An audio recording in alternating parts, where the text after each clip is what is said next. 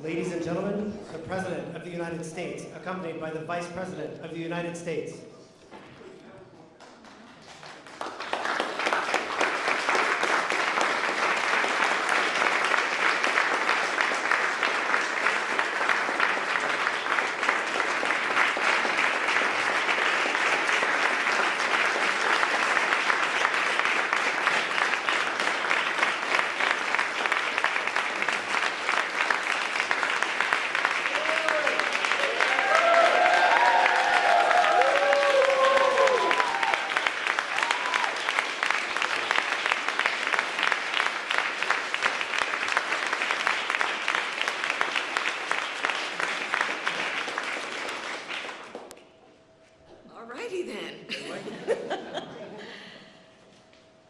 Good afternoon, everyone.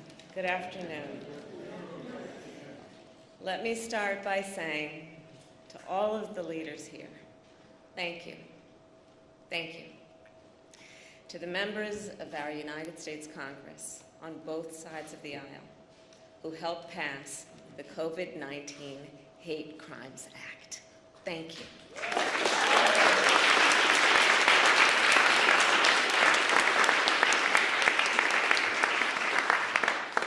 A special thanks to Senator Mazie Hirono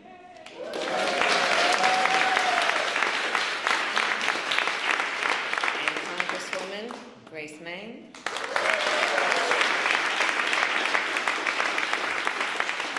for leading this incredible effort. And I know you did not do it alone. And there are many more. I could name a couple of whom I will. Among them, Senator Tammy Duckworth,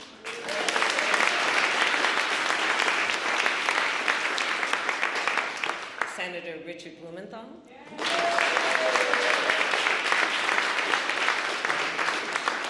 Senator Jerry Moran,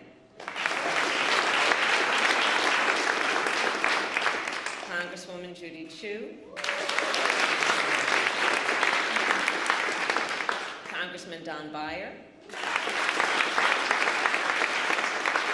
and Congressman Fred Upton. Because of you, history will remember this day and this moment when our nation took action to combat hate. Thank you all.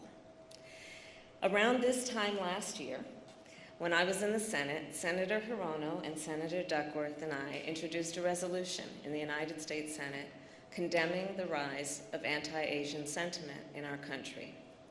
At that time, more than 1,100 anti-Asian hate incidents had been reported since the start of the pandemic.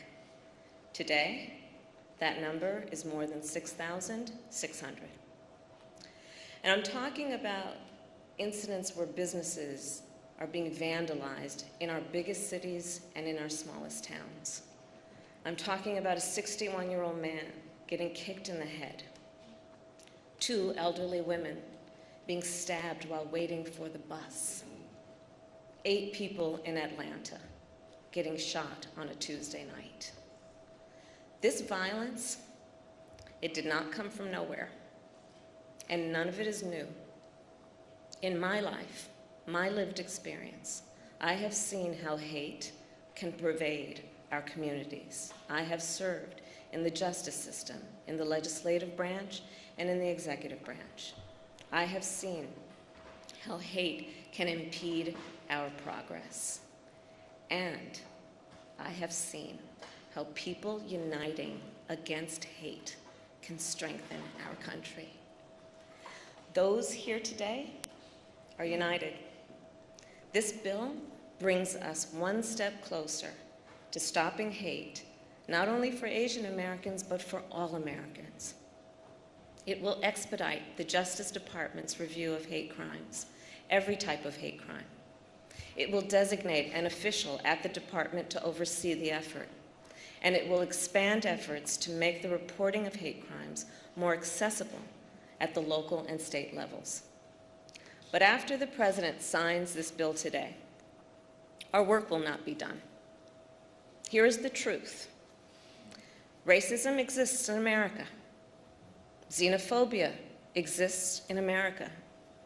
Anti-Semitism, Islamophobia, homophobia, transphobia, it all exists. And so the work to address injustice, wherever it exists, remains the work ahead. My fellow Americans, it is my great honor to mention and to say to you what you already know. We have a President of the United States in one Joe Biden who is committed to this work. He is determined to, I will quote from him, give hate no safe harbor. And I'll tell you firsthand, I've seen what you know. His actions match his powerful words.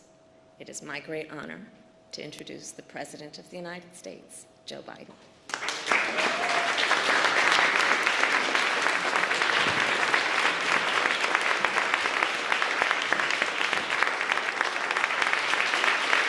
Thank you.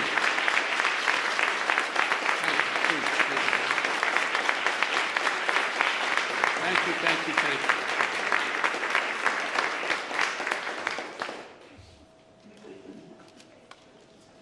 Susan, progress is possible.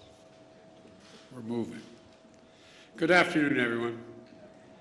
I said from the beginning of my campaign, Madam Speaker, that the campaign for president throughout, and you would call me and tell me, keep it up, was about bringing people together, about uniting the country. We need to unite as one people, one nation, one America. And that was the thing I was most often criticized about, saying, how can you unite the country? We must unite the country. I said it in my kickoff speech in Philadelphia. I said it again when I spoke at Gettysburg, and I emphasized it in my inaugural address. A lot of people, press to elected officials, were somewhat skeptical of that could be done. It's just beginning, but I'm confident we can do this and so much more. And I believe with every fiber in my being that there are simple core values and beliefs that should bring us together as Americans. One of them is standing together against hate, against racism, the ugly poison that has long haunted and plagued our nation. Today, I can say that because of all of you, many of you sitting right in front of me, you've taken that first step. It's an important step. I'd like to thank the Congress and the members who are here today, Democrats and Republicans, who came together to get the COVID-19 Hate Crimes Act on my desk. Well, on a desk I'm about to sign on. But I want to thank the Majority Leader Schumer, and I want to thank Speaker Pelosi for your leadership. I also want to thank the leader from the state of Kentucky for letting it go forward. It's important. It's important. Most of all, Maisie, or Senator, I called you Maisie. I apologize, Maisie. I call Chuck anyway. Yeah. Senator Hirano, Senator Tammy Duckworth, who helped deliver this 94-1 vote. When you get involved, Tammy, you don't screw around. You just 94-1. State Representative Grace Meng and Judy Chu, who helped deliver a 364 to 62 vote in the House of Representatives. That's incredible. I also want to thank, as I said, Republican members in Congress for their leadership, including Senator Moran and Senator Collins. I also want to thank as I said, to all of the folks, all the people here today who are involved, and those of you, whether you're in the Congress or not, supporting this effort. I say thank you, thank you, thank you. We got a lot more to do. But we simply haven't seen this kind of bipartisanship for much too long in Washington. You're showing that our democracy can work and deliver for the American people. Just days after the mass shooting in Atlanta area, the Vice President Harris and I, we went down to Atlanta to meet with Asian Americans and the community across Georgia. It was a raw and emotional visit we had. We heard about their pain, their fear, anger, and all that existed in the community, and the feelings were about those feelings that they felt invisible, not seen. We heard how too many Asian Americans have been waking up each morning this past year genuinely fearing for their safety, just opening the door and walking down the street, and safety for their loved ones. The moms and dads who, when they let their kids out the door to go to school, were worried. Attacked, blamed, scapegoated, harassed during this pandemic. Living in fear for their lives, as I said, just walking down the street. Grandparents afraid to leave their homes, even to get vaccinated, for fear of being attacked. Small business owners targeted and gunned down. Students worried about two things: COVID-19 and being bullied. Documented incidents of hate against Asian Americans has seen a shocking spike, as the Vice President has outlined at the front of her comments, let alone the ones that have never been reported. Gut-wrenching attacks on some of the most vulnerable people in our nation, the elderly, low-wage workers, women, brutally attacked simply by walking outside or waiting for a bus. Asian American women suffer twice as many incidents of harassment and violence as Asian American men. And the conversation we had in Atlanta is one we're hearing all across the country, that all of this hate hides in plain sight. It hides in plain sight. And too often, it is met with silence. Silence by the media, silence by our politics, and silence by our history. For centuries, Asian Americans, Native Hawaiians, Pacific Islanders, diverse and vibrant communities have helped build this nation, only to be often stepped over, forgotten, or ignored. Lived here for generations, was still considered by some the other. It's wrong. It's simply, to use the phrase, it's simply un-American. My message to all of those of you who are hurting is we see you. And the Congress has said, we see you. And we are committed to stop the hatred and the bias. In my first week in office, I signed a presidential memorandum directing federal agencies, all of them, to combat the resurgence of xenophobia. Not just one, every agency. Attorney General Garland, Deputy Attorney General Lisa Monaco, Associate Attorney General Gupta are all here today. The Department of Justice is strengthening its partnership with the community to prevent these crimes, in addition to its other work to take on violent extremism and domestic terrorism. And with the new law, this new law, the Department of Justice and our entire administration is going to step up. Right now, this is a critical problem of hate crimes being underreported. It stems from two challenges. First, there's lack of resources and training for state and local law enforcement to accurately identify and report hate crimes to the FBI. Secondly, for more people in communities of color, there are language and cultural barriers in how to communicate what's happening to them. This law is going to make a difference. For example, the Department of Justice will issue clear guidance for state, city, and tribal and law enforcement agencies on how to establish online reporting of hate crimes. It'll work with the Department of Health and Human Services to raise public awareness of COVID-19 hate crimes that occurred during the pandemic.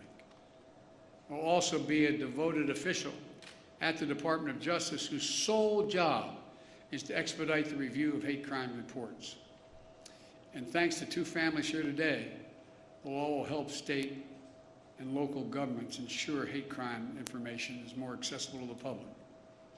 The family of Heather Heyer, a civil rights activist whose life was taken standing up to Nazis marching from the shadows of vengeance in Charlottesville. And the family of Khalid Jabara, a proud son of a family who's immigrated from Lebanon in search of new beginnings, who was gunned down in front of their home here in America, the United States of America, by a neighbor fueled by hate. Khalid and Heather were murdered on the same day, 1 year apart. Instead of sharing the dreams they had for their children, both families share profound grief. And they've shown incredible courage to turn their pain into purpose. I hope you'll not be offended, but I ask both families to please stand.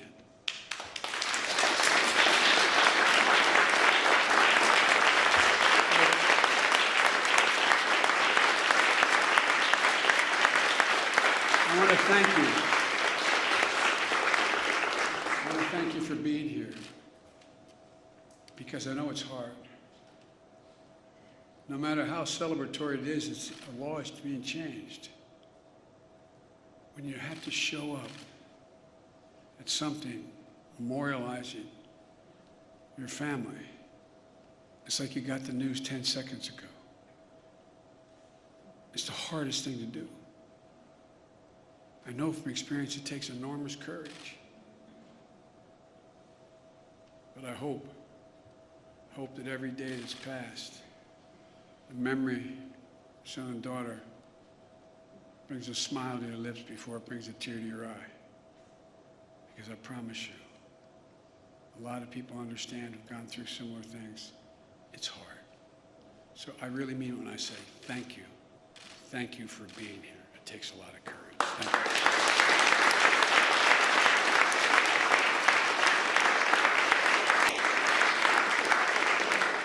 Because of you, the amendment named in honor of Khalid and Heather is now law, to make sure that hate crimes are more accurately counted and reported, and hopefully leading to a continued focus on ending these crimes.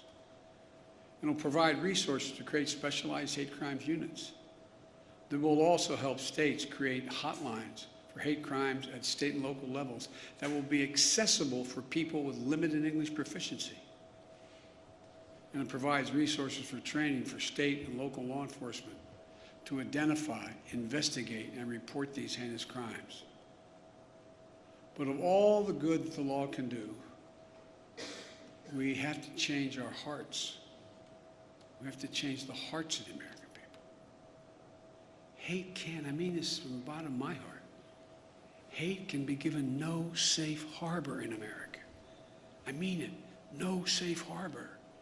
It can't be dismissed like, well, that's just what happens. My sister Valerie and I talk about it all the time. You got to speak up. Speak up and speak out. It's on all of us together, to make it stop. My message is to all of those who think this doesn't matter to them, or this is not a problem, look around.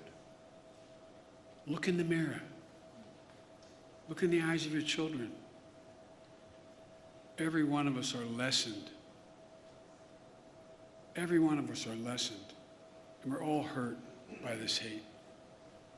It has a way of seeping sort of through the cracks into communities and children who, in fact, wouldn't have crossed their mind. Words have consequences, as the senator knows. He preaches it. He understands it. Consequences. But silence is complicity. Silence is complicity. And we cannot be complicit. We have to speak out. We have to act. That's what you've done. And I can't thank you enough. I'm proud today. I'm proud today of the United States. I'm proud today of our political system, the United States Congress. I'm proud today that Democrats and Republicans have stood up together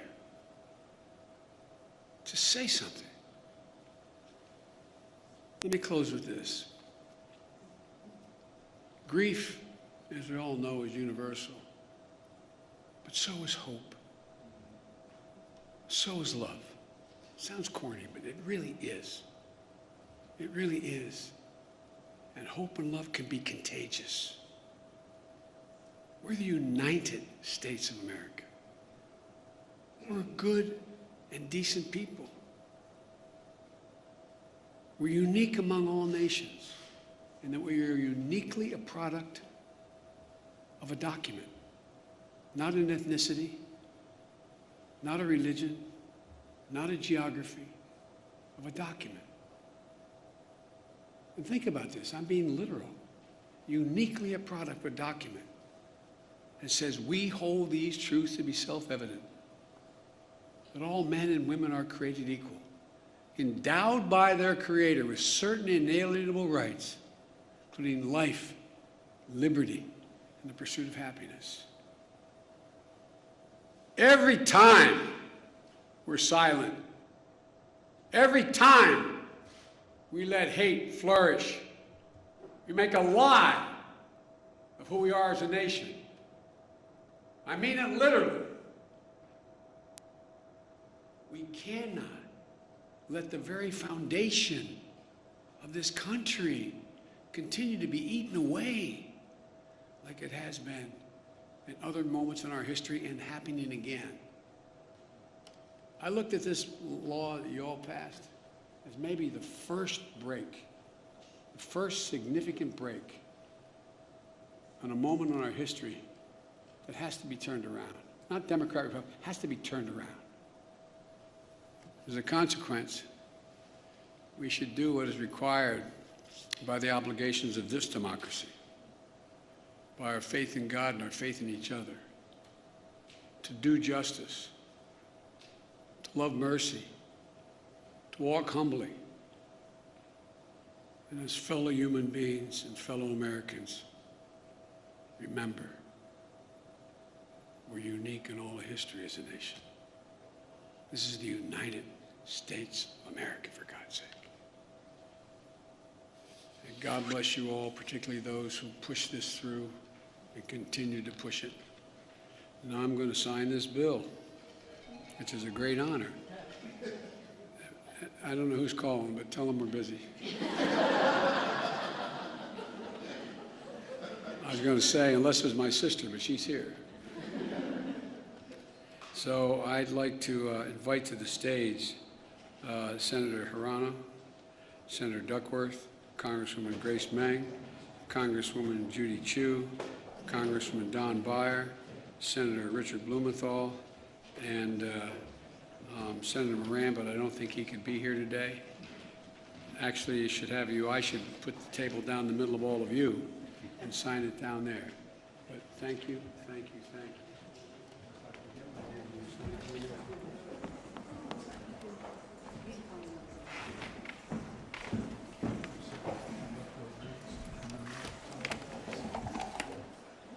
All right.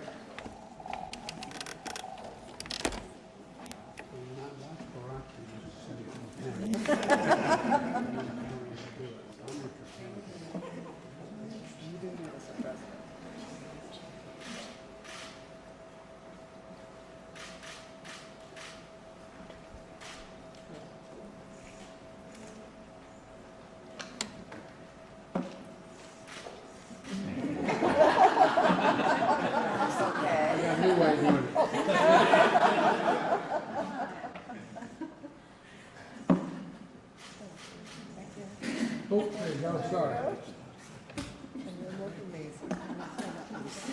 Thank you.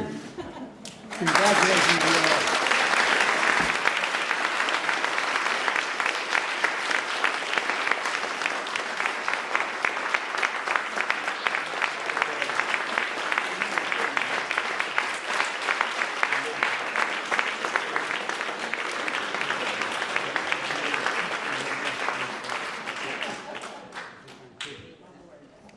All right, ready to go. Thank you. I've heard you say this before. As I walk out of my grandpa's house, every time he said, "Joey, keep the faith," my grandmother would, "No, Joey, spread it." Let's go spread the faith. All right. Hey, John.